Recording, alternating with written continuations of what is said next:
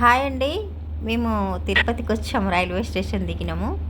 అందరూ railway station దిగినాక bus స్టాండ్కి వచ్చి బస్ స్టాండ్లో 4 ఫ్యామిలీస్ ఫొటోస్ దిగినాము. అక్కడ నుండి తిరుపతి నుండి బస్సులో తిరుమలకి బయలుదేరినాము. ఇప్పుడు బస్సులో అందరం 4 ఫ్యామిలీస్ బస్సులో బయలుదేరినాము. గరత్మంతుడు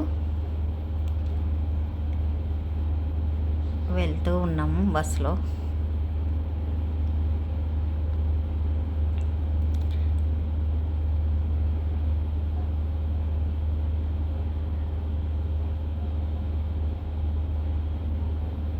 అలిపిరి చెక్ పోస్టు అంతా చెక్కింగ్ చేస్తూ ఉంటారు, మనం ఏమేమి తీసుకుపోతున్నాం అనేది.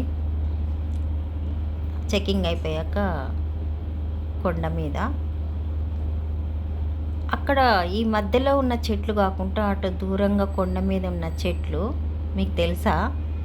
వాళ్ళు మునులు తపస్సు చేసుకుంటూ చేసుకుంటూ చేసుకుంటూ అక్కడే చనిపోయి ఒక చెట్టుగా ఉండి మొలిశారని ఒక కథ. అందుకే ఇంత పచ్చదనంగా ఉట్టిపడుతూ ఉంటాయి. ఏప్రిల్ 25వ తారీఖు వెళ్ళాం మేము దర్శనానికి.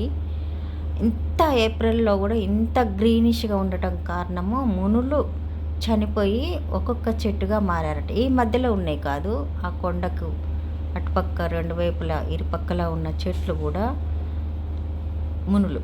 మేము ఇంకా అక్కడి నుంచి ఒక వెహికల్ తీసుకొని అన్నదానంకి వెళ్తున్నాము. వెంగమాంబ అన్నదానము, నిత్య అన్నదానానికి. అక్కడ వచ్చి తిరుమల ఇదంతా మ్యాప్ అన్నమాట.